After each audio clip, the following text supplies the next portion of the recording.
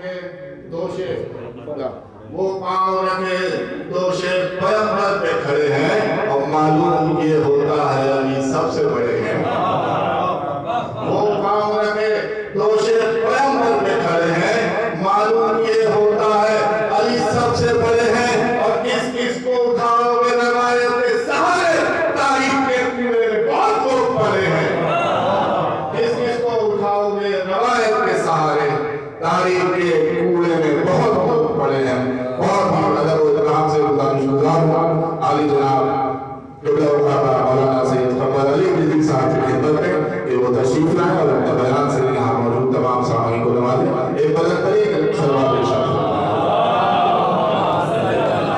محمد وآل محمد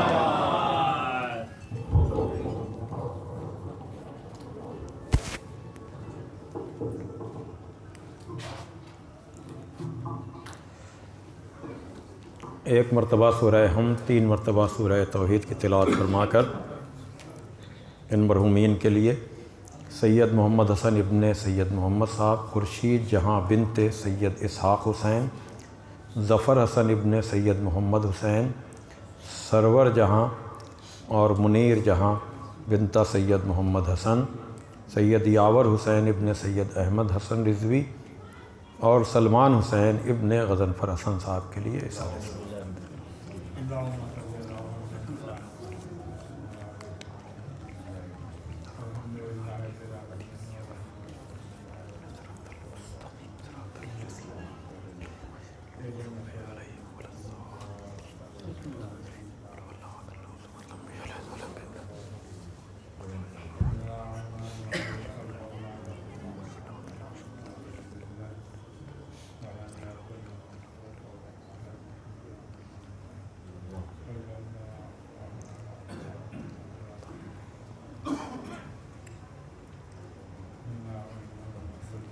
فاتحہ۔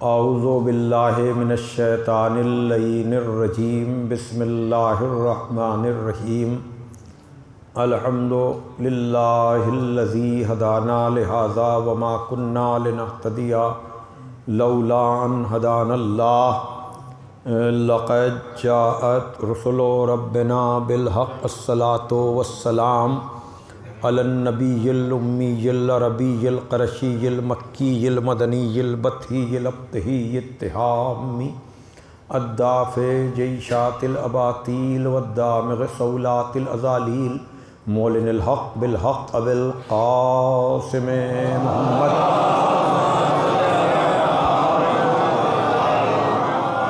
وآلہ الطیبین الطاہرین المعصومین المظلومین الذین اذھب اللہ عنہم الرجس وطہرہم تطہیرا۔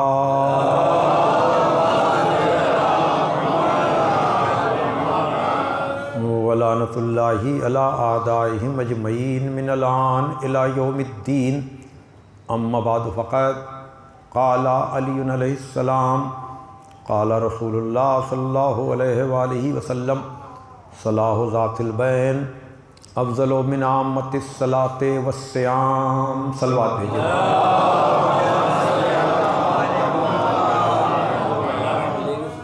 بزرگان محترم و دوستان عزیز، آپ کے شہر میں منعقد ہونے والی یہ سالانہ مجالس، جو اس سال کی دوسری مجلس سے میں خطاب کرنے کی سعادت حاصل کر رہا ہوں، کل بارش کی وجہ سے تاخیر ہوئی اور آج ٹرین کے ڈائیورجن کی وجہ سے روضے سے وہ ٹرین جو یہاں آنا تھی وہ پیلی بھیت چلی گئی اور پیلی بھیت سے مجھے بائی کار یہاں آنا پڑا، لیکن آپ کے شاداب اور کھلے ہوئے چہرے دیکھ کر بالکل یہ احساس نہیں ہو رہا ہے کہ تاخیر کا کوئی اثر آپ کے اوپر ہے۔ بہرحال ہوتا رہتا ہے، زندگی سفر ہے، کبھی کبھی اردو کا، کبھی کبھی انگریزی کا، لیکن کسی اہل ہجر کی بد دعا ہے یا خودسری کا قصور ہے، کسی اہل ہجر کی بد دعا ہے یا خودسری کا قصور ہے، یہ جو بات بن کے بگڑ رہی ہے تو کوئی بات ضرور ہے۔ کسی اہل ہجر کی بد دعا ہے یا خودسری کا قصور ہے، یہ جو بات بن کے بگڑ رہی ہے تو کوئی بات ضرور ہے، لیکن میں چراغ لے کے ہوا کی زد پہ جو آ گیا ہوں تو غم نہ کر۔ میں چراغ لے کے ہوا کی زد پہ جو آ گیا ہوں تو غم نہ کر، میں یہ جانتا ہوں کہ میرے ہاتھ پہ ایک ہاتھ ضرور ہے۔ صلوات بھیجیے محمد والے محمد پر۔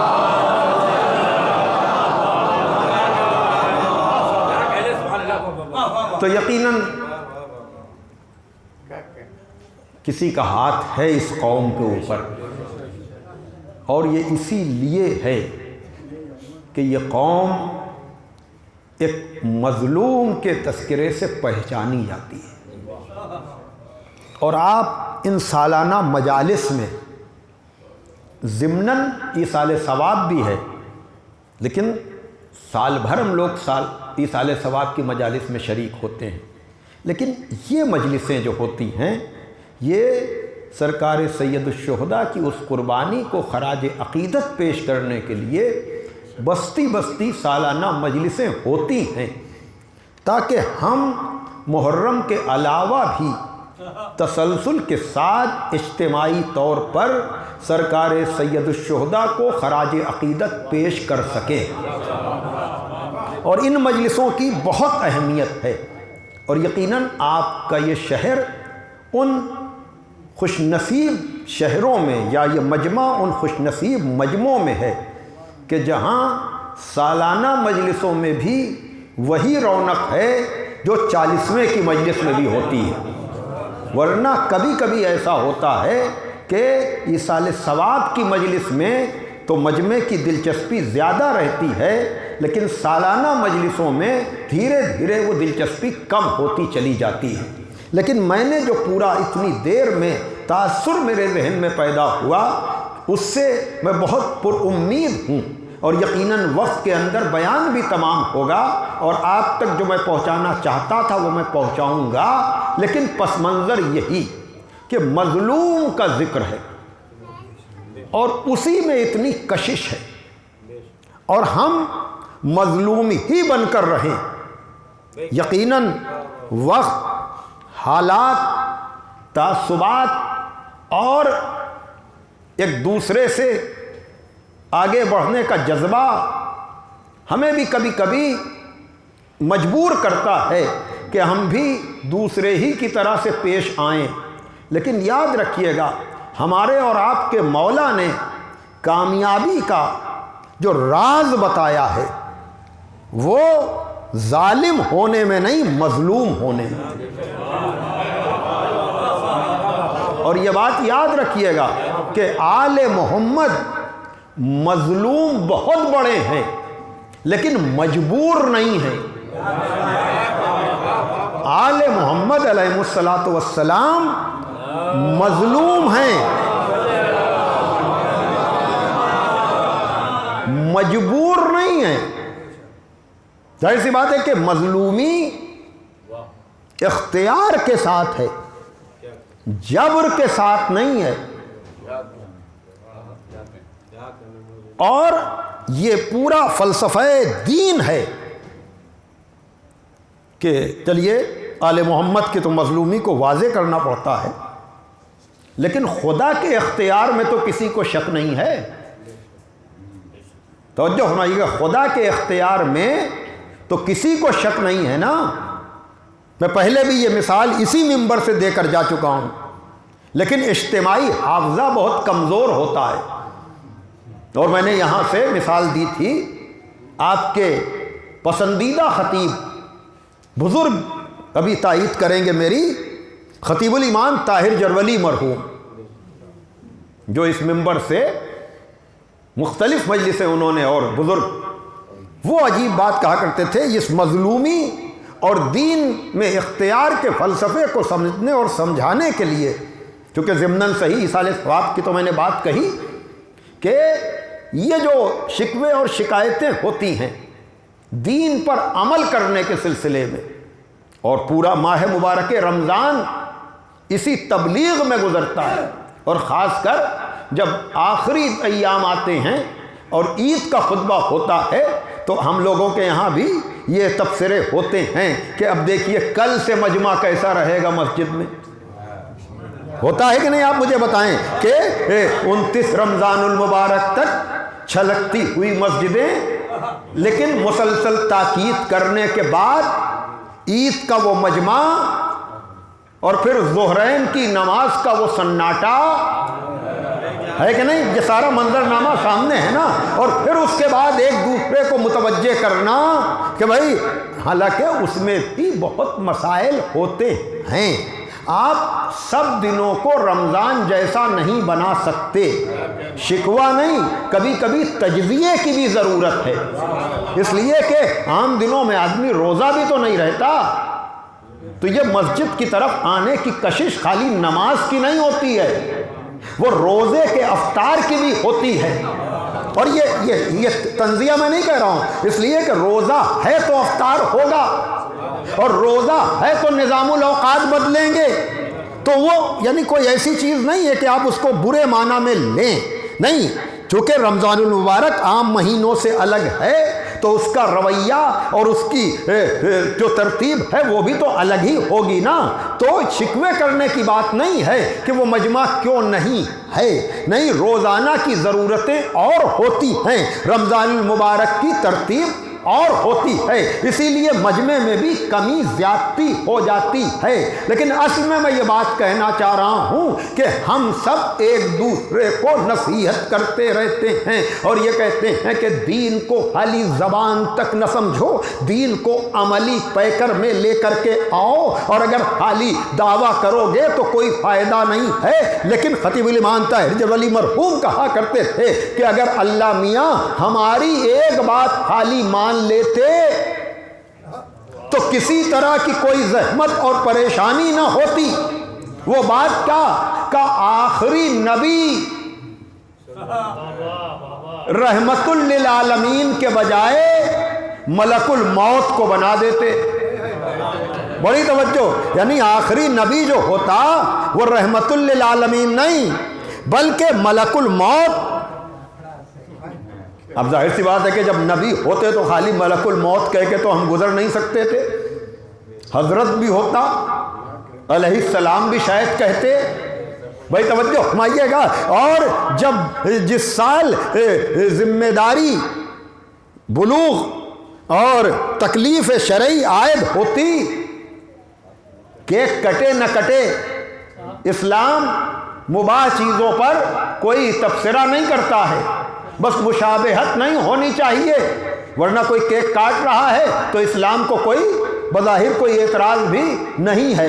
اب جب یہ برتھ ڈے کا جشن منایا جا رہا ہوتا اور حضرت ملک الموت دینیات کی کتاب لے کر آ جاتے اور اماں ابا کو وارن کرتے کہ اس سال تو یہ تقریب ہو رہی ہے، لیکن آئندہ برس یہ تقریب جب ہوگی جب والدین اور پورا خاندان اس بچے یا بچی کے لیے ذمہ داری لے کہ اب نہ ان کی کوئی نماز قضا ہوگی، نہ ان کا کوئی روزہ قضا ہوگا، نہ ان کا کوئی واجب چھوٹے گا، نہ کسی حرام میں یہ مبتلا ہوں گے، تو مجھے بتائیں اگر حضرت ملک الموت وارننگ دے کر جاتے کہ آئندہ برس کا کیک جبھی کٹے گا،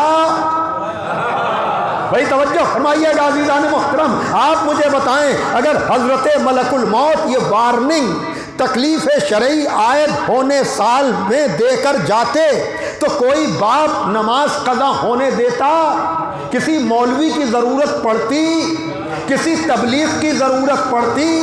اماں بھی اپنے بچے کی حیات کے لیے، ابا بھی اپنے بچے کی حیات کے لیے بھائی توجہ فرمائیے گا، کانوینٹ اسکول میں بھیجنے سے زیادہ نماز کی پابندی کا شوق اور ذوق ہوتا کہ نہیں؟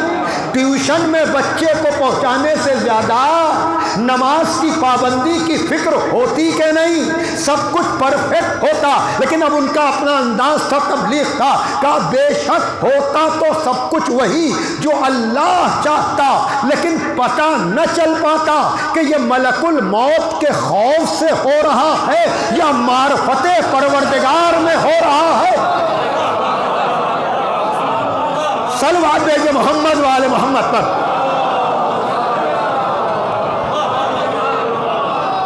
صلوات بھیجے محمد والے محمد پر۔ ماشاء اللہ۔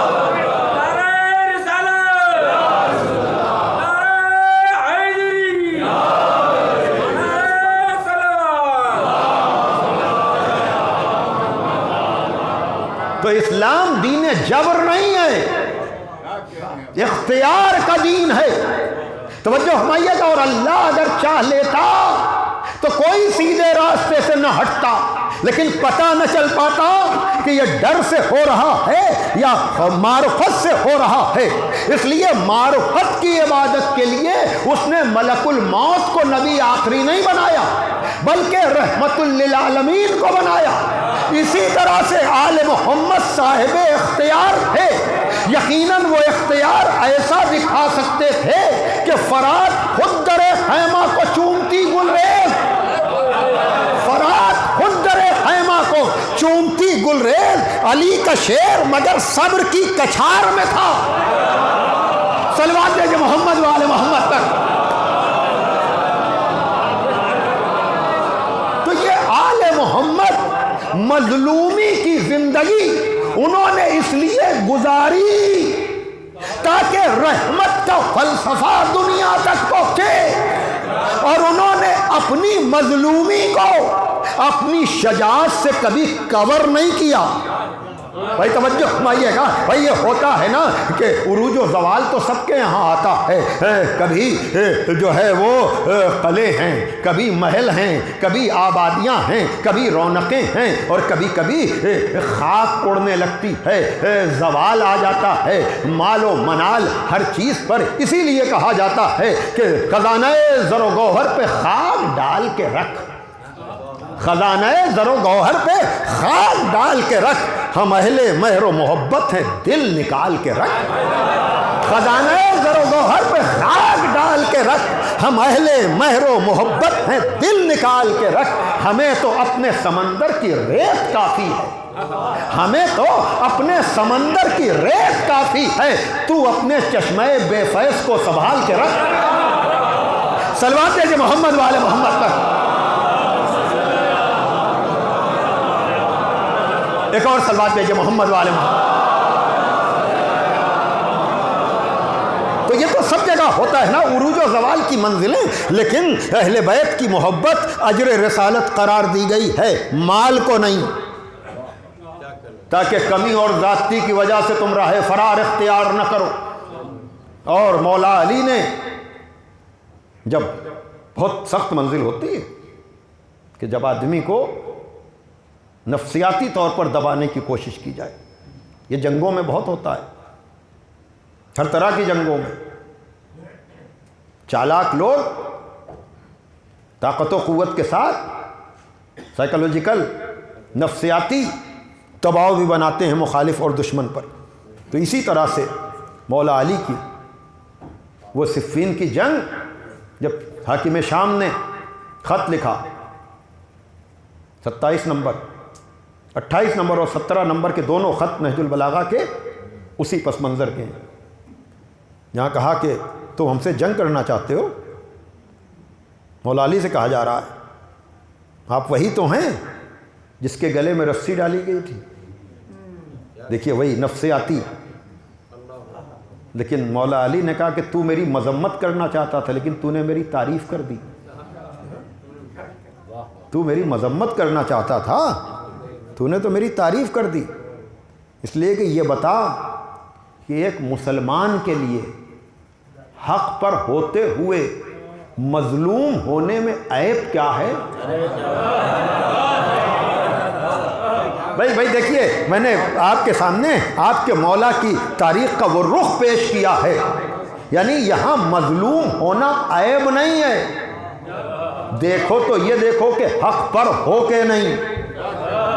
توجہ کیجئے جان محترم، اس لیے کہ ہم حجتوں کو تمام کرنے کے لیے آئے ہیں۔ ہمارا خالق بھی جبری طور پر سب کو سیدھے راستے پر رکھ سکتا تھا، ہم بھی اس کے نمائندے بن کر اپنے اختیار سے اپنے دشمن کو فنا کر سکتے تھے، لیکن چونکہ ہم اس کے نمائندے بن کر آ رہے ہیں اس لیے ہماری طرف سے مہلت دی جاتی ہے۔ یہ الگ بات کہ تم مہلت کو حکومت سمجھنے لگتے ہو، اور جب تمہاری رسی دراز ہو جاتی ہے تو جب چاہتے ہیں صدام کی طرح سے ہم کھینچ کر بتا دیتے ہیں کہ تم مجبور ہو، ہم صاحب اختیار ہیں۔ صلوات دیجئے محمد والے محمد۔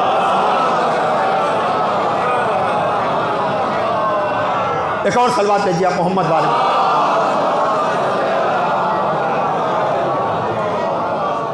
تو اس مختصر سی تمہید کے بعد میں نے آپ حضرات کے سامنے جن مقدس، مبارک اور ناقابل فراموش الفاظ کو گفتگو کا ذریعہ بنایا ہے، یہ الفاظ بھی نہج البلاغہ کی زینت ہے۔ جاننے والے جانتے ہیں کہ نہج البلاغہ مولا کائنات کے کلام کا وہ مجموعہ جسے سید رضی علیہ الرحمہ نے 400 ہجری کے قریب جمع کیا۔ سید مرتضیٰ اور سید رضی آپ کے مذہب کے معتبر ترین عالموں میں سے ہیں۔ یہ وہی سید مرتضیٰ اور سید رضی ہیں۔ ایک بات اور، بیچ میں باتیں آتی ہیں، تو پہلی بات تو یہ کہ دیکھیے، سید نہ ہونا عیب نہیں ہے، سادات میں سے نہ ہونا، سید نہ ہونا عیب نہیں ہے، لیکن سید بننا بہت بڑا عیب ہے۔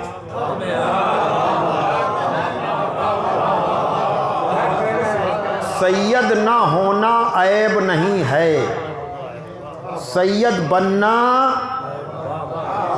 یہ شہر بدلنے کے ساتھ جو لوگ سید بن جاتے ہیں، اور دیکھیے پھر خطیب الایمان طاہر جرولی مرحوم،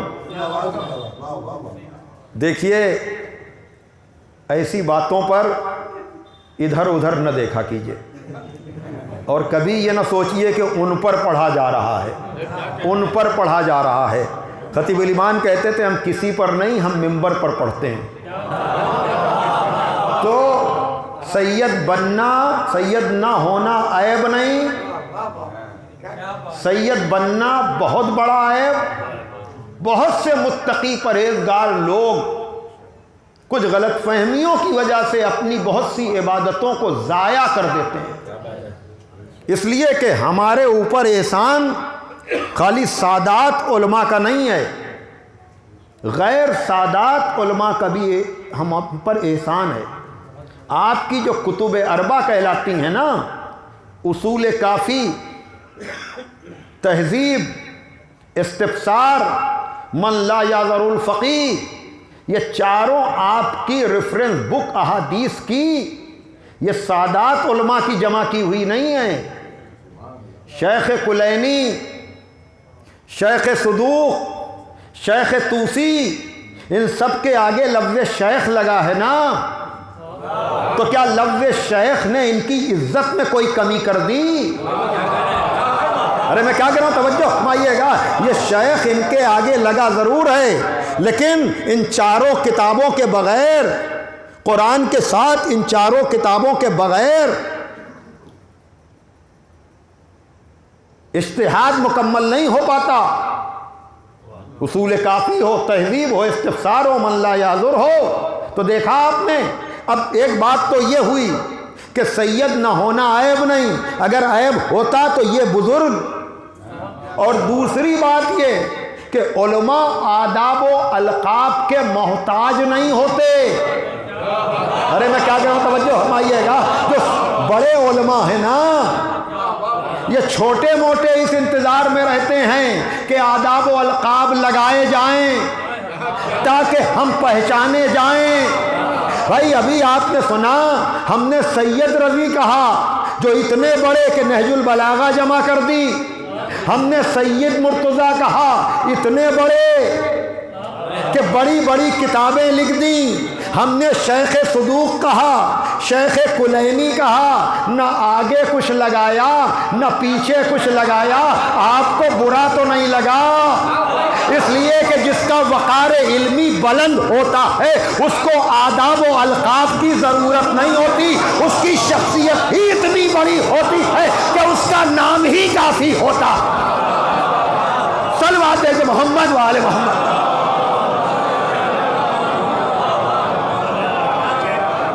صلوات دے محمد وآل محمد پر۔ تو سید رضی یہ جامع نہج البلاغہ ان کے بڑے بھائی ہیں سید مرتضیٰ، اور یہ 406 ہجری میں جانے والا، 406 ہجری یعنی کتنے دن ہو گئے؟ 1400 یعنی 1000 سال سے زیادہ۔ اور ایران میں ہزارہ نہج البلاغہ بھی بنایا گیا تھا اور ہزارہ سید رضی بھی بنایا گیا تھا۔ 406 میں آپ کی وفات ہوئی، کم سنی میں 40-45 برس کے سن میں سید رضی چلے گئے۔ سید مرتضیٰ کے سامنے وہ بھی ایک پوری تاریخ ہے کہ بھائیوں کی عظمت کیا ہوتی ہے۔ خدا کی قسم سید مرتضیٰ کا اپنے بھائی کے لیے یقیناً ایصال ثواب کی مجلس ہے، تو ایصال ثواب کی مجلس میں تو بہت میں یہ سب باتیں پڑھتا ہوں، لیکن اشارہ کر کے گزر رہا ہوں کہ جب آدمی آتا ہے تب بھی رشتوں کے حصار میں ہوتا ہے، جب جاتا ہے تب بھی بہت سے رشتہ داروں کو چھوڑ کر جاتا ہے، لیکن جب چھوٹا بڑے کے سامنے چلا جاتا ہے تو بہت مصیبت اور غم کی منزل ہوتی ہے عزیزان محترم، اور امتحانی منزل ہوتی ہے۔ لیکن جب سید رضی جیسا اپنے بڑے بھائی کے سامنے گزر گیا تو اتنا اثر ہوا کہ سید مرتضیٰ اپنے بھائی کے جنازے میں شریک ہونے کے لائق نہیں تھے۔ اور یقیناً رشتوں کا یہ اثر ہے، اس لیے کہ میں مصائب نہیں ہیں، لیکن واقعاً بھائی کی منزل ہوتی ہی ایسی ہے۔ اور رشتوں کو اگر چیک کرنا ہے، یا الٹ دوں جملے کو کہ اگر آپ کو اپنے ایمان کو چیک کرنا ہے، اپنے اسلام کو چیک کرنا ہے، اپنی انسانیت کو چیک کرنا ہے، تو یہ دیکھیے کہ آپ رشتوں کا کتنا خیال رکھتے ہیں۔ جو رشتوں کا جتنا خیال رکھے وہ اتنا شریف، جو رشتوں کو جتنا نبھائے وہ اتنا بڑا مسلمان، جو رشتوں کے لیے جتنی قربانیاں دے وہ اتنا بڑا مسلم، جو رشتوں کے لیے سر سے گزر جائے۔ مٹی کی محبت میں ہم آشفتہ سروں نے، مٹی کی محبت میں ہم آشفتہ سروں نے وہ قرض اتارے ہیں جو واجب بھی نہیں تھے۔ بھائی صلوات دے محمد وآل محمد پر۔ مٹی کی محبت میں ہم آشفتہ سروں نے وہ قرض اتارے ہیں۔ میں کیا کہہ رہا ہوں، توجہ فرمائیے گا۔ تو اگر رشتوں کے احترام کو سمجھنا ہے تو یقیناً بھائی کے جنازے پر جانے کے لائق نہیں، اس لیے کہ یہ اس آقا کا غلام ہے جس نے بھائی کے رشتے کی وضاحت یہ کہہ کر کی، مصائب نہیں ہے ابھی، کہ الان انکسر ظہری۔ عباس کی جدائی پر مولا حسین نے یہ مرثیہ پڑھا کہ میری کمر ٹوٹ گئی، اور معصوم اگر یہ کہے تو بتا رہا ہے کہ بھائی ہوتا کیا ہے۔ لیکن ایسی منزل بعد میں جب مرثیہ کہا سید مرتضیٰ نے تو عجب طرح سے دونوں علم کے اس کمال پر، اور بات سے بات نکلتی ہے۔ میں نہج البلاغہ کا ادنا سا طالب علم ہوں، اس لیے یہ بات بھی آپ تک پہنچ جائے کہ دیکھیے وہی بات کہ شیخ اور سید کے فرق کو مٹائیے، سب اپنی جگہ پر، اس لیے کہ شیخ مفید علیہ الرحمہ کی خواب میں جب انہوں نے دیکھا کہ ایک نقاب پوش بی بی 2 چھوٹے بچوں کو لے کر آئی ہیں، بی بی زہرا حسنین علیہ السلام کو، اور کہہ رہی ہیں اے شیخ تم میرے بچوں کو تعلیم دو۔ خواب دیکھا اور حیران و پریشان، سوچا کہ کوئی بے ادبی ہو گئی، کوئی بے احترامی ہو گئی، یہ کیا، یہ خواب نہیں سمجھ میں آ رہا تھا۔ لیکن جب وقت درس ایک نقاب پوش بی بی اپنے 2 بچوں کو لے کر آئیں، تب یہ راز کھلا کہ زہرا کہنا کیا چاہ رہی ہیں۔ کہا اے شیخ ان بچوں کو درس دو۔ ان بچوں میں ایک کا نام سید رضی تھا، ایک کا نام سید مرتضیٰ تھا۔ تب آپ نے دیکھا شیخ مفید کی منزل کیا ہے، جو زہرا کے ان اولادوں جو سید رضی اور سید مرتضیٰ ہیں ان کے جو استاد بن جائیں تو اندازہ لگائیں کہ سید رضی اور سید مرتضیٰ ہیں کون، ان کی عظمت و بزرگی کیا ہے۔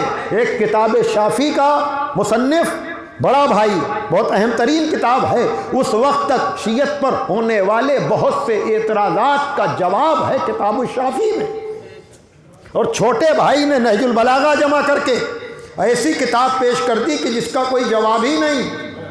بڑے بھائی نے اس کی جدائی پر جو مرثیہ پڑھا، اس کا مفہوم یہ کہ بھائی بہت سی عمریں ایسی ہیں، بہت سی زندگیاں ایسی ہیں کہ جو گناہ کی وجہ سے بڑھ جایا کرتی ہیں، لیکن کیا کہنا تمہاری مختصر مبارک حیات کا۔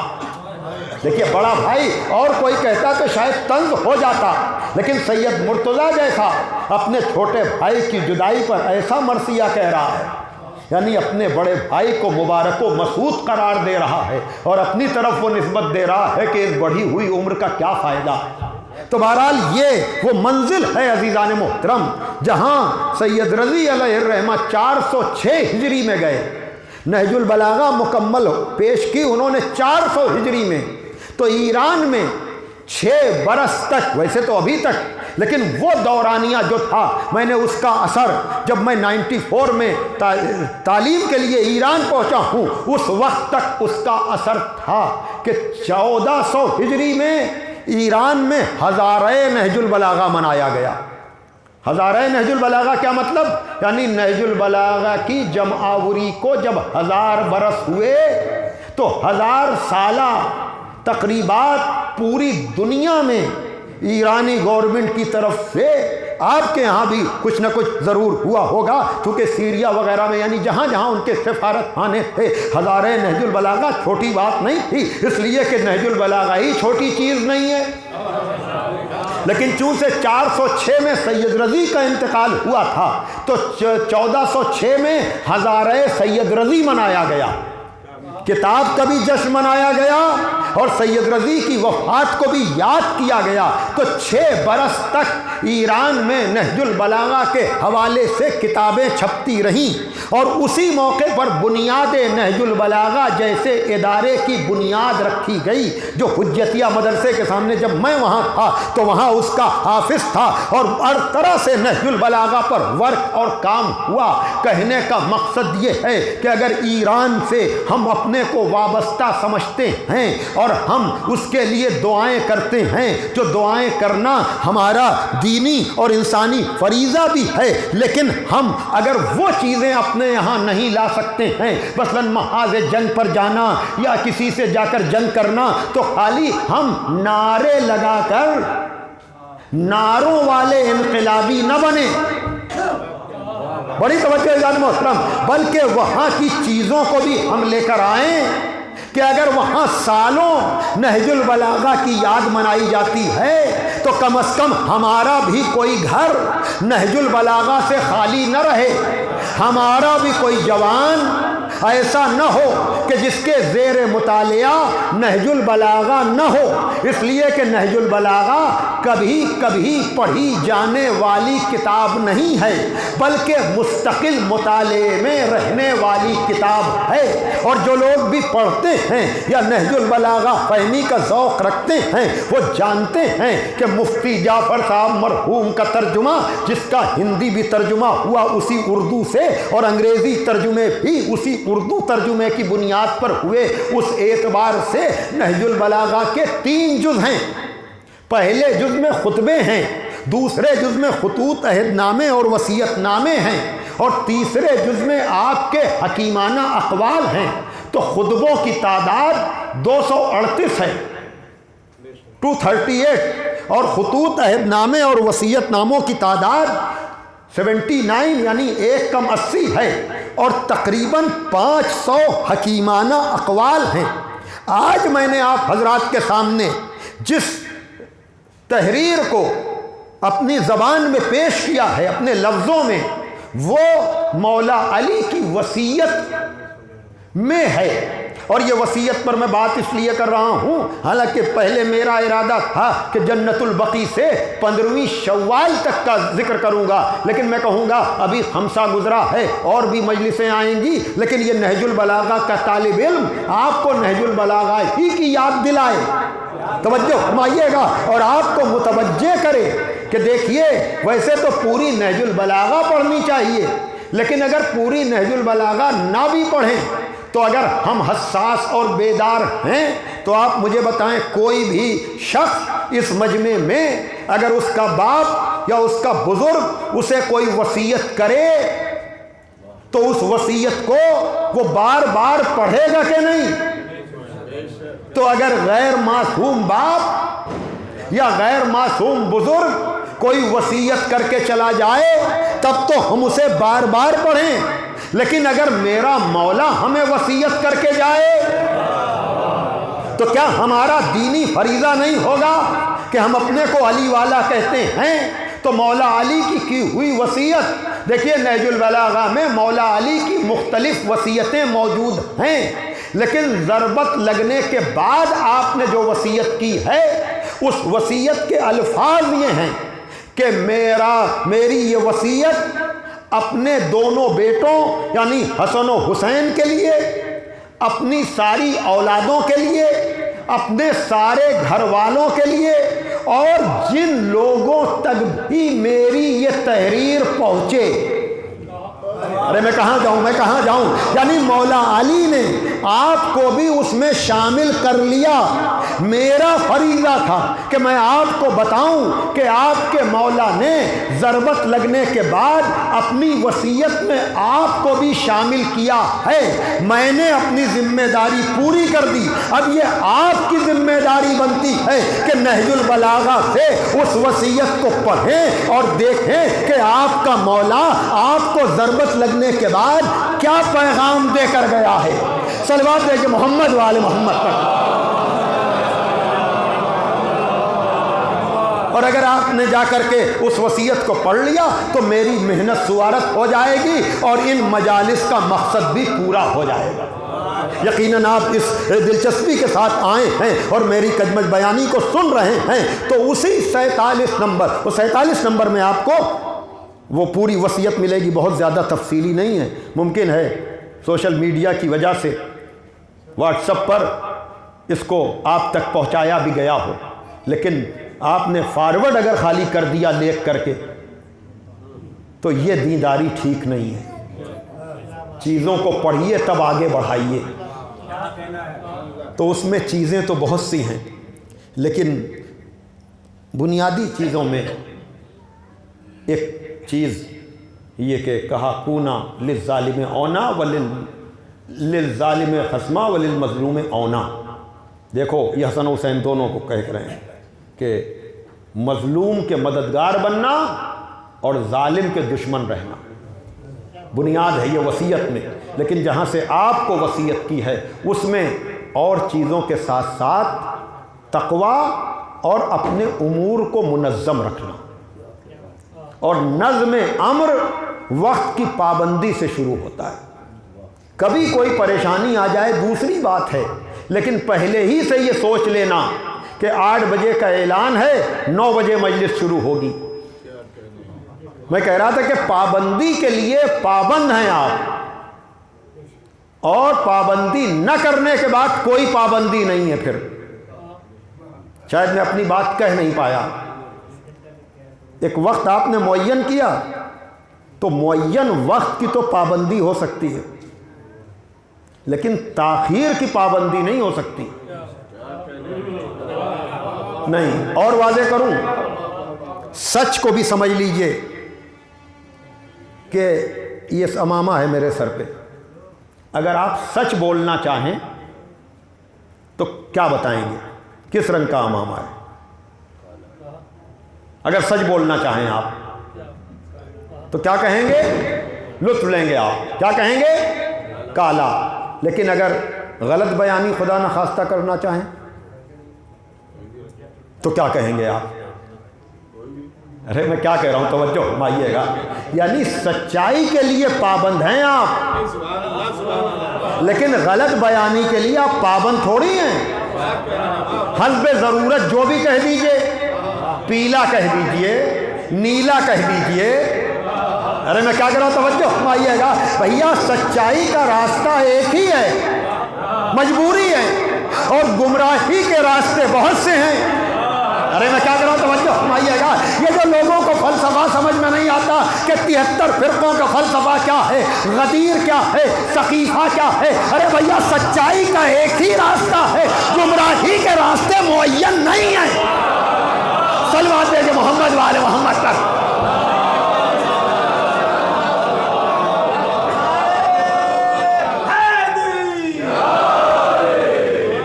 تو زر کی لالچ میں نہ تلوار کے ڈر سے آؤ، زر کی لالچ میں نہ تلوار کے ڈر سے آؤ، راہ سیدھی جو نظر آئے ادھر سے آؤ، راہ سیدھی جو نظر آئے ادھر سے آؤ، کیوں تراہے پہ بھٹکتے ہو زمانے والوں؟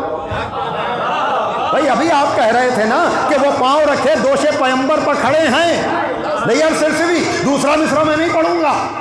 وہ پاؤں رکھے دوش پیمبر پر کھڑے ہیں، کس کس کو اٹھاؤ گے روایت کے سہارے؟ ارے کہاں غدیر کی بلندی، کہاں دوش پیغمبر کی معراج، اور کہاں پستی میں رہنے والے؟ ارے کس کس کو اٹھاؤ گے روایت کے سہارے؟ تاریخ کے کوڑے میں بہت لوگ پڑے ہیں۔ صلوات دیجئے محمد والے محمد پر۔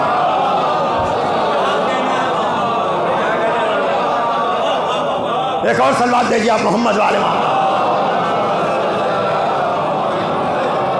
اور یاد رکھیے گا، ہمیں سچ اور حق کے علاوہ کوئی اور نظر بھی نہیں آتا۔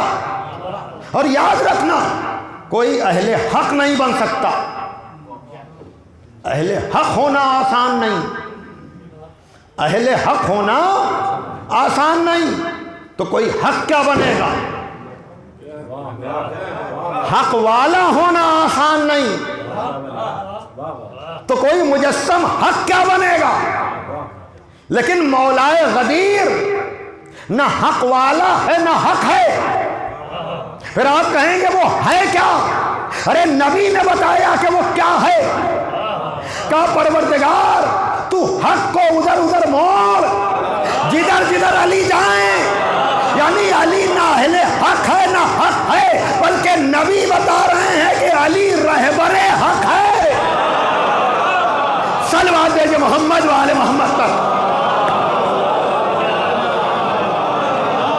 علی رہبر حق ہے، اس لیے در در کی ٹھوکریں نہ کھاؤ، زر کی لالچ میں نہ تلوار کے ڈر سے آؤ، راہ سیدھی جو نظر آئے ادھر سے آؤ، کیوں تراہے پہ بھٹکتے ہو زمانے والو، علم کے شہر میں آنا ہے تو در سے آؤ۔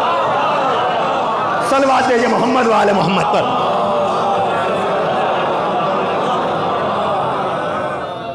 اسی میں آپ نے کہا کہ آپس میں میل ملاپ بنائے رکھنا، تقوی اختیار کرو، اپنے امور کو منظم کرو، اور آپس کے بھائی چارے کا خیال رکھنا۔ اس لیے کہ ہم نے تمہارے نانا کو یہ کہتے سنا کہ آپس کا میل ملاپ برسوں کے نماز روزے سے بہتر ہے۔ آپس کا میل ملاپ، آپس کا میل ملاپ برسوں کے، بار بار کہہ رہا ہوں میں، آپس کا میل ملاپ، اردو ترجموں میں عام کا ترجمہ جنرل کر دیا گیا، لیکن عربی بڑی وسیع زبان ہے، وہاں عام، عین الف میم، عام کہتے نہیں، عام خاص، یہ عام ہیں یہ خاص ہیں، تو عام کے معنی وہاں جنرل کے بھی ہیں اور ایئر کے بھی ہیں۔ بزرگ تصدیق کریں گے، عام الفیل کہا جاتا ہے کہ نہیں؟ ہجری سے پہلے جو ایئر چلتے تھے وہ عام الفیل یعنی ہاتھی والا سال۔ عام الفیل کیوں کہا جاتا تھا؟ اس لیے کہ ابرہا ہاتھیوں کو جو حملہ کرنے کے لیے آیا تھا اس وقت سے وہ کیلنڈر بن گیا۔ بھائی کیلنڈر تو اس لیے ہوتا ہے نا تاکہ آپ کو آپ کی خوشیاں اور غم یاد رہیں، اسی لیے ہے نا عیسوی کیلنڈر، ہجری کیلنڈر، ہر گھر میں کیلنڈر کیوں ہے؟ تاکہ آپ کو آپ کی خوشی یاد رہے، آپ کو آپ کا غم یاد رہے، آپ کو آپ کے جانے والے یاد رہیں، محرم یاد رہے، عید یاد رہے، دسہرہ یاد رہے، دیوالی یاد رہے، یعنی ایونٹس کو یاد کرنے کا ذریعہ، چونکہ وہ بہت بڑا واقعہ تھا ہاتھی کا آنا، اور پیغمبر اس دنیا میں، اس دنیائے ظاہری میں جو آئے ہیں وہ اسی سال، اسی لیے پیغمبر کے لیے کہا جاتا ہے کہ آپ کی ولادت 1 عام الفیل کو ہوئی، مولا علی کی ولادت 30 عام الفیل کو ہوئی، اور پھر جناب زہرا کے لیے بعثت کو معیار بنایا جاتا ہے کہ بعد بعثت 5 سال کے بعد، یا بہت کچھ جگہوں پر قبل بعثت، لیکن جب ہجرت کر کے پیغمبر آ گئے تو اب یاد دہانی کا ذریعہ ہجری سن ہو گیا، ہجری کیلنڈر ہو گیا۔ مولا حسن کی ولادت سن 3 ہجری، مولا حسین کی ولادت سن 4 ہجری۔ تو بہرحال عام جو ہے خالی جنرل کے معنی میں نہیں بلکہ ایئر کے معنی میں بھی ہے، عام الفیل یعنی ہاتھی والا سال۔ تو صلاح ذات البین افضل من عامۃ الصلاۃ والصیام، آپس کا میل ملاپ۔ اردو ترجموں میں کیا گیا کہ عام نماز روزے سے بہتر ہے، لیکن جب تحقیق کی گئی تو پتہ چلا کہ عام میں، جنرل میں وہ لطف نہیں ہے جو سال میں ہے۔ بڑی توجہ، بڑی توجہ، میں نہج البلاغہ فہمی کا ذوق اگر ہے تو آپس کا میل ملاپ، آپس کا میل ملاپ کہاں ہے؟ قرآن کی آیتوں پر اعتراض کرنے والے، جہاں ایک ایک لفظ کے کئی کئی معنی ہو، کیا اس قرآن کو جاہل سمجھیں گے اور جاہل اعتراض کریں گے؟ پہلے علم کا کمال حاصل کرو تب پتہ چلے کہ اصل میں معنی اور مفاہیم کیا ہیں۔ امام حسن عسکری نے یہ بہت پہلے مسئلہ حل کر دیا تھا جب ان کے دور میں قرآن پر اعتراض ہوا، کوئی قرآن کے خلاف لکھ رہا تھا تو آپ نے اپنے شاگرد کے ذریعے یہ پیغام پہنچا کر کے اس کی ساری باطل فکر کو ختم کر دیا، یہ کہہ کر کہ اس سے جا کر کہنا کہ قرآن پر اعتراض کرتے وقت تو نے جو معنی قرآن کی آیتوں کے سمجھے ہیں، کیا تو یہ گارنٹی لیتا ہے کہ اللہ نے بھی وہی معنی مراد لیے ہوں گے؟ صلوات دے محمد والے محمد تک۔ لیکن چونکہ بہرحال علم تھا اس کے پاس، اس لیے معصوم کا اشارہ سمجھ گیا کہ جب تک جو بیان کر رہا ہے اس سے خود اس کا مطلب نہ سمجھا جائے۔ اب آپ سمجھے آل محمد کی ضرورت کیوں ہے؟ اس لیے خدا خود قرآن کا مطلب بتانے نہ آئے گا، اسی لیے نبی نے کہا میں تم میں 2 گراں قدر چیزیں چھوڑے جا رہا ہوں، ایک اللہ کی کتاب، دوسرے عطرت ہماری جو ہمارے اہل بیت ہیں، تاکہ جہاں قرآن سمجھ میں نہ آئے وہاں اہل بیت سے قرآن کو سمجھ لینا۔ صلوات دے محمد والے محمد۔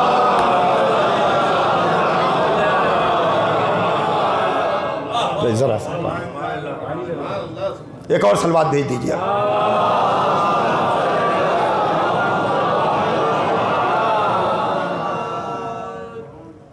چلیے 4 مصرے سن لیجیے جب تک پانی آ رہا ہے۔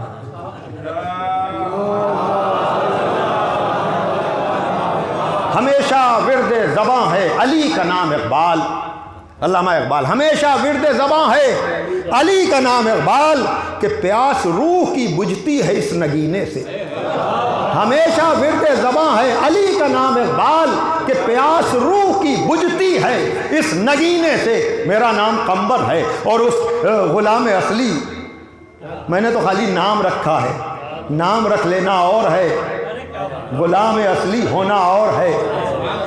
ہمیشہ ورد زباں ہے علی کا نام اقبال، کہ پیاس روح کی بجھتی ہے اس نگینے سے۔ جہاں سے پلتی تھی اقبال روح قمبر کی، جہاں سے پلتی تھی اقبال روح قمبر کی، ہمیں بھی ملتی ہے روزی اسی خزینے سے۔ صلوات بھیجے محمد والے محمد پر۔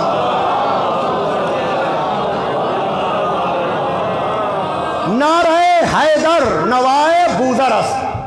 اقبال کہہ رہے ہیں کچھ غلط فہمی اور نافہم لوگ یہ کہتے ہیں کہ یہ نعرہ حیدر ہندوستان پاکستان کے جذباتی لوگوں کا نعرہ ہے۔ نہیں، اس غلط فہمی میں نہ رہو۔ نعرہ حیدر نوائے بوزرس، حیدری نعرہ اصل میں ابوذر کی آواز ہے۔ سنیے سنیے، نہیں پانی کے چکر میں شعر ضائع نہ کیجئے بھائی، ایک صلوات دیجئے محمد والے محمد پر۔ ایک اور صلوات دیجئے آپ محمد والے محمد پر۔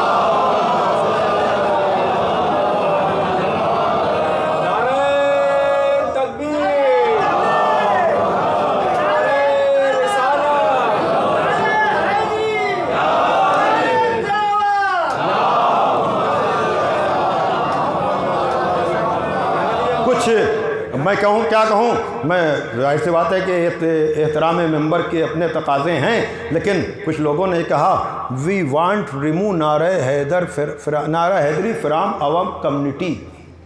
یہ آئے ہیں نعرہ حیدر کو اس قوم سے نکالنے کے لیے۔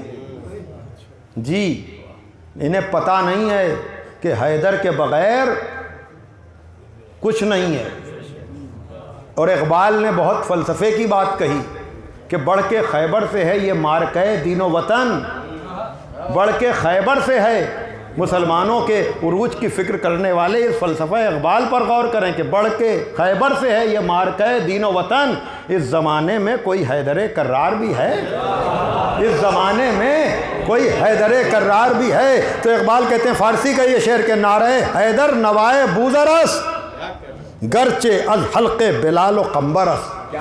نعرہ حیدر اصل میں ابوذر کی آواز ہے، اب چاہے وہ بلال کے گلے سے نکلے، چاہے قمبر کے گلے سے نکلے، چاہے بلال کے۔ اب یہ پورا فلسفہ ہے، موقع نہیں ہے، وقت میرا تمام ہو گیا ہے۔ تو کہنے کا مقصد عزیزان محترم بس اتنا ہے کہ یاد رکھیے گا کہ میں بار بار آپ سے کہہ رہا ہوں کہ آپس کا میل ملاپ برسوں کے نماز روزے سے بہتر ہے۔ اور یہاں عام جرنل کے معنی میں نہیں بلکہ ایئر کے معنی میں ہے۔ پھر کہہ رہا ہوں برسوں کی نماز، آپس کا میل ملاپ برسوں کے نماز روزے سے بہتر ہے۔ اتنی مرتبہ میں نے اس جملے کو دہرایا، کسی کو یہ برا تو نہیں لگا کہ ہم نے آپس کے میل ملاپ کو نماز روزے سے بڑھا دیا؟ ارے کہاں بیٹھے ہیں آپ؟ میں نے اتنی دفعہ کہا آپس کا میل ملاپ برسوں کے نماز روزے سے بہتر ہے، کسی کو برا تو نہیں لگا کہ مولوی صاحب نے نماز روزے تو گھٹا دیا، آپس کے میل ملاپ کو بڑھا دیا؟ اس لیے کہ مجمع ہے سمجھدار، جانتا ہے کہ مولا علی کا یہ قول نماز روزے کی اہمیت کو گھٹانے کے لیے نہیں بلکہ آپس کے میل ملاپ کی اہمیت بتانے کے لیے ہے۔ تو جب یہ بات یہاں سمجھ میں آ رہی ہے تو جب ہم یہ حدیث پڑھتے ہیں کہ من بکا او ابکا او تباکا علی الحسین وجبت لہ الجنہ، کہ جو روئے یا رلائے یا رونے والے کی صورت امام حسین کے لیے اختیار کرے تو اس پر جنت واجب ہے۔ اس وقت نماز روزے کا خیال کیوں آ جاتا ہے کہ صاحب اسی طرح کی حدیثوں نے تو قوم کو بے عمل بنا دیا۔ ارے جیسے وہاں نماز روزے کی حیثیت کو گھٹایا نہیں جا رہا ہے بلکہ میل ملاپ کی اہمیت کو بتایا جا رہا ہے، اسی طرح سے یہاں اعمال کی اہمیت کو گھٹایا نہیں جا رہا ہے بلکہ گریہ پر حسین کی اہمیت کو بتایا جا رہا ہے۔ صلوات دیجئے محمد وآل محمد۔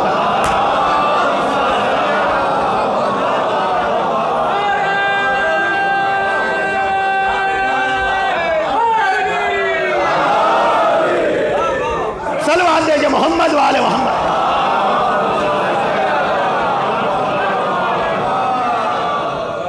کانٹیسٹ آپ کو بات سمجھنے کی ضرورت ہے. آپ معصوم سے زیادہ قوم کے ذمہ دار نہ بن جائیے. توجہ فرما رہے ہیں؟ معصوم سے زیادہ اصلاح قوم کے ٹھیکیدار نہ بن جائیے آپ کہ ہم اس قول امام جعفر صادق سنا رہے ہیں اور آپ جھوٹوں کا فلسفہ بتا رہے ہیں. صلوات دیجئے محمد والے محمد پر. بابا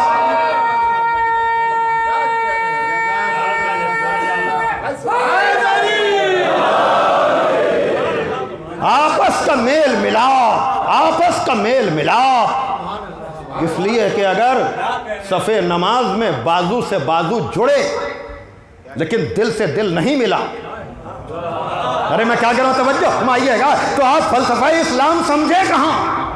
اس لیے کہ اگر یہ قول کسی اور کا ہوتا نا، جسے اہمیت نماز پتہ نہ ہوتی، اہمیت روزہ پتہ نہ ہوتا، ارے میں کیا کہہ رہا ہوں توجہ فرمائیے گا، بھائی یہ کسی مولوی کا قول نہیں ہے جس کی مجمع کے سامنے نماز اور ہوتی ہے، خلوت میں انداز اور ہوتا ہے. ارے یہ مولا ہے مولا، یہ لوگوں کے دکھانے کے لیے عبادتیں نہیں کرتا. بھائی کبھی کبھی لوگ آ کر کے تنہائی میں کہتے ہیں کہ مولانا اپنے مولا کے سارے فضائل بیان کیجئے، لیکن یہ حالت رکوع میں یہ جو انگوٹھی دی تھی نا، یہ نہ بیان کیجئے، اس سے غلط فہمی پیدا ہوتی ہے. آپ کو علی کے عمل کی فکر ہو رہی ہے، آپ کو علی کے عمل کی فکر ہو رہی ہے، اپنے اوپر قیاس کر رہے ہیں نا. ارے وہ تمہاری نمازیں ہیں جہاں ساری بھولی ہوئی باتیں یاد آتی ہیں. ارے یہ علی ہے، علی یہ جانتا ہے کہ اگر باب اجابت سے کوئی دعا ٹکرائے تو ید اللہ کا کام ہے خیرات دینا. اور لیکن ہم نقل نہ کریں کہ ہم بھی اس طرح کے کام کریں. نہیں نہیں، ذکر علی بھی چاہیے ذکر نبی کے ساتھ، ذکر علی بھی چاہیے ذکر نبی کے ساتھ، ورنہ کھلا فریب ہے یہ زندگی کے ساتھ. اور حیدر کی ہمسری میں جو فیاض بن گئے ان کی نماز بھی گئی انگشتری کے ساتھ.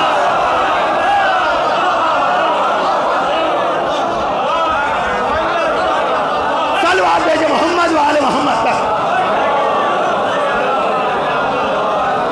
ان کی نماز بھی گئی. تو یہ علی جیسا عابد شب زندہ دار کہہ رہا ہے، مولا علی جیسا صائم النہار کہہ رہا ہے.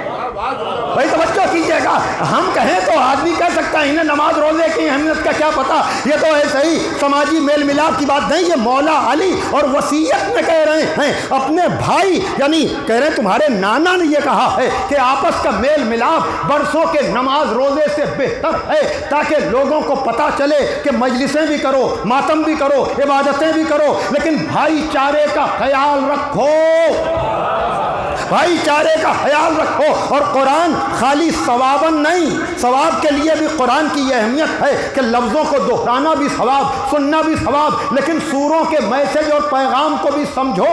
خاص کر سورہ یوسف کو بار بار پڑھو جہاں رشتوں کی اہمیت بتائی جا رہی ہے اور بھائی چارے کی اہمیت اس طرح سے کہ باپ اپنے بیٹے سے کہہ رہا ہے کہ اپنے سارے بھائیوں سے اس خواب کا ذکر نہ کرنا. لیکن ہم قرآن پڑھیں گے نہیں، پڑھیں گے تو سمجھیں گے نہیں، پڑھیں گے تو سمجھیں گے نہیں کہ سورہ یوسف کا پیغام یہ لیں گے کہ ارے صاحب برادران یوسف کی تاریخ تو دہرائی جاتی رہے گی، یعنی آپ دوسرا رخ لے لیتے ہیں. یہی طنز ہوتا ہے کہ جیسے یوسف کے بھائیوں نے یوسف کے ساتھ غداری کی، ویسے ہی فلاں نے ہمارے ساتھ غداری کی. بھیا سورہ یوسف کا میسج یہ نہیں ہے کہ آپ یہ دیکھیے کہ برادران یوسف نے یوسف کے ساتھ کیا کیا، بلکہ سورہ یوسف کا پیغام یہ ہے کہ دیکھنا ہے تو یہ دیکھو کہ تمام برائیوں کے بعد جناب یوسف نے اپنے بھائیوں کے ساتھ کیا کیا.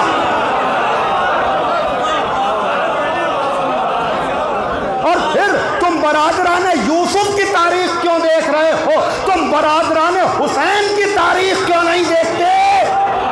تمام ہو گئی گفتگو. तुम बरादरान हुसैन की तारीख को नहीं देखते। भाई ये गलत फहमी है मुसलमानों की, जो बज़्म रसूल में बैठने वाले सारे असहाब को बराबर साबित करना चाहते हैं। अरे बज़्म में बैठने वालों को तुम बराबर कैसे साबित कर पाओगे? जब याकूब नबी के सारे बेटे एक जैसे नहीं हैं, तो बज़्म नबी में बैठने वाले सारे सहाबी एक जैसे कैसे हो जाएंगे?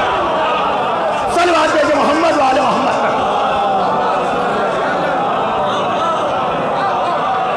देखना है तो ये देखो, देखना है तो ये देखो। और याद रखना, अगर यूसुफ के भाइयों ने अपने को यूसुफ जैसा समझा तो जलील हो गए, और मौला हुसैन के भाइयों ने अगर अपने को हुसैन का गुलाम समझा तो अजीज हो गए, अजीज हो गए। और ये माँ की तरबियत होती है।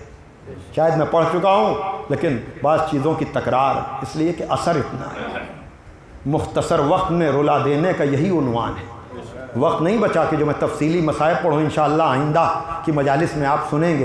ये 2 मजलिसें तो न चाहते हुए भी ताख़ीर हुई उनमें, लेकिन आइंदा की मजालिस में नज़्म अम्र का ख़याल रखते हुए पढ़िएगा वसीयत जाकर, तो आपको अंदाज़ा लगेगा। बहरहाल वसीयत मौला अली की जाकर पढ़िए, लफ्ज़न लफ्ज़न पढ़िए, दर्स व सबक समझ कर पढ़िए। बहुत उसमें पैगामात हैं, और किताबचे की शक्ल मौला अली की वसीयतों को ईसाले सवाब की मजलिसों में बाँटिए। बहरहाल उसमें हसनैन ख़ास हैं, और सारी औलादें और अपने घर वाले, और जिन तक ये नविश्ता पहुँचे। हाँ, उन औलादों में अब्बास भी हैं। लेकिन याद रखिएगा, मौला अली ने अपनी वसीयतों में जो बुनियाद रखी थी उसको उम्मुल बनीन ने समझा। जो विरासत की वसीयत है ना, उसमें कहा है कि वैसे तो हमारी जायदाद में हमारी सारी औलादों का बराबर का हक़ है, लेकिन ज़हरा की निस्बत से हसनैन को फ़ौक़ियत है कि पहले हसन मुतवल्ली होंगे, फिर हसन के बाद हुसैन मुतवल्ली होंगे। यानी मौला अली ने बताया कि बेटे तो हमारे अब्बास भी हैं, मोहम्मद हनफिया भी है, लेकिन बिन्त रसूल की निस्बत से हसनैन की निस्बत अलग है। इसी बात को जनाब उम्मुल बनीन ने भी समझा। यकीनन माँ की तरबियत का असर औलादों पर होता है। याद रखिएगा, अब्बास जैसा बेटा जभी होता है जब उम्मुल बनीन जैसी माँ होती है। जब माँ उम्मुल बनीन जैसी होती है तभी बेटे अब्बास जैसे होते हैं, और इसमें ख़ास तरबियत है। ये बतलाइए, चंद जुमले हैं बस, कि जनाब उम्मुल बनीन अगर अपनी औलादों से ये कहती कि तुम भी अली के बेटे हो, हसनैन भी अली के बेटे हैं, तो क्या बात गलत होती? फिर सुनिए, अगर जनाब उम्मुल बनीन अब्बास समेत अपने बेटों से कहती कि तुम भी अली के बेटे हो, हसनैन भी अली के बेटे हैं, तो क्या बात गलत होती? बात गलत न होती, तरबियत सही न होती। इसलिए माँ ने ये नहीं कहा कि तुम भी अली के बेटे हो, हसनैन भी अली के बेटे हैं। कहा तो ये कहा, अरे वो ज़हरा के बेटे हैं, तुम मेरे बेटे हो। हाँ, इसीलिए मदीने से चलते वक्त जब ज़माने के इमाम की सवारी तैयार हो चुकी, इसलिए कि जज़ा मिल गई, जज़ा मिल गई। जब ये काफ़िला चलने लगा ना, तो एक मर्तबा मीर अनीस ने मंज़र पेश कर दिया। बार बार मौला हुसैन गए हैं माँ की कब्र पर, नाना की कब्र पर, लेकिन एक दफ़ा जब नाना की कब्र पर गए तो उस तसव्वुर को मीर साहब ने इस तरह से नज़्म कर दिया, कई दिन से तेरी मादर को नहीं कब्र में चैन, आई थी पास मेरे रात को करते हुए बैन, घर मेरा लुटता है फरियाद रसूलुस सक़लैन, सुबह को अपना वतन छोड़ के जाता है हुसैन, कहने आई हूँ कि मुँह कब्र से मोड़ूंगी मैं, अपने बच्चे को अकेला तो न छोड़ूंगी मैं। माँ की तुरबत पे गए इमाम अबरार, उतरी महमिल से बसत आहो फुगा ज़ैनब ज़ार, माँ की तुरबत पे गए इमाम अबरार, हाथ ज़हरा के निकल आए पे सब्रो करार, आई आवाज़ नरो मेरे दिल को कलक होता है, अरे कब्र हिलती है कलेजा मेरा शक होता है। ماں نے کیا کہا؟ غلام سمجھنا. لیکن زہرا عزیز کیسے بنا رہی ہیں؟ ہاں بلاؤ میرا عباس دلاور ہے کدھر، وہ فدا ہے میرے بچے پر، میں ہوں صدقے اس پر. اسی مصرے کے لیے شکم غیر سے گو ہے تو وہ میرا ہے پسر. یہ صدا سن کے برادر کو پکارے سرور، آئی آواز رہوار کو آگے نہ بڑھاؤ بھائی. ارے یاد فرماتی ہیں اماں ادھر آؤ بھائی. آ کے سر رکھ دیا عباس نے پائی نے مزار. آئی زہرا کی صدا میں تیری غربت پہ نثار. ارے اپنے پیاروں کے برابر میں تجھے کرتی ہوں پیار. دھیان بھائی کی حفاظت کر رہے اے دلدار، کوئی غربت میں اسے مار نہ ڈالے بیٹا. ارے میرا شبیر ہے اب تیرے حوالے بیٹا. ادھر امام کی سواری تیار ہو چکی زمانے کے امام کی، ادھر جناب عباس گھوڑے پر سوار ہونا چاہ رہے تھے. علامہ رشید ترابی کہتے ہیں کہ ایک مرتبہ بیت الشرف سے کنیز نکل کر جناب عباس کے پاس دوڑی ہوئی آئی اور کہنے لگی آقا آپ کو آپ کی ماں بلا رہی ہیں. گھوڑے پر سوار ہوتے ہوئے مولا عباس زمین پر آ گئے، دوڑے ہوئے ماں کی خدمت میں گئے اور کہنے لگے اماں کیا بات ہے، اماں کیوں بلایا؟ کہا میرے لال میرا پورا بھرا گھر جا رہا ہے، میرے سارے بچے جا رہے ہیں، تمہارے ایک بیٹے فضل کے علاوہ میرے پاس عباس کوئی نہیں ہے. جاؤ میں تمہیں روکوں گی نہیں، لیکن جاتے جاتے اتنا خیال رہے کہ میں نے ساری زندگی زہرا کی کنیزی کی ہے، دیکھو کہیں ایسا نہ ہو میرا آقا حسین قربان ہو جائے اور تم بچ جاؤ. میں کہوں گا بی بی کربلا میں آئیے، جب تک آپ کا عباس زندہ تھا کسی میں ہمت نہ تھی جو مولا حسین کی طرف دیکھتا. لیکن ادھر بازو قلم ہوئے، ادھر حسین ابن علی درگاہ آدھا میں گھرے، عباس کا لاشا تڑپا ہوگا. واہ حسینہ واہ مظلومہ، الا لعنت اللہ علی القوم الظالمین. سیعلم الذین ظلموا ای منقلب ینقلبون. پروردگار عالم ان بلند ہوتے ہوئی آوازوں پہ اپنی رحمت نازل فرما. پروردگار ہمیں کامل الایمان فرما. پروردگار ہمیں مولا علی کی وصیت کو پڑھنے سمجھنے اور اس پر عمل کرنے کی توفیق عطا فرما. ملت کو متحد فرما. سرکار امام زمانہ اجل اللہ تعالیٰ فرجہ الشریف کے ظہور میں تاجیل، اور ہمیں اس لائق بنا کہ ہمارا شمار بھی ان کے انصار و اعوان میں ہو سکے. اللہم تقبل منا انکا انت السمیع العلیم. پھر ایک مرتبہ آپ حضرات سے گزارش ہے کہ ایک مرتبہ سورہ ہم 3 مرتبہ سورہ توحید کی تلاوت فرما کر تمام مومنین و مومنات مرحومین، بالخصوص جن مرحومین کے نام لیے گئے جن کے ایصال ثواب کی مجلس ہے، ان کے لیے ایصال ثواب.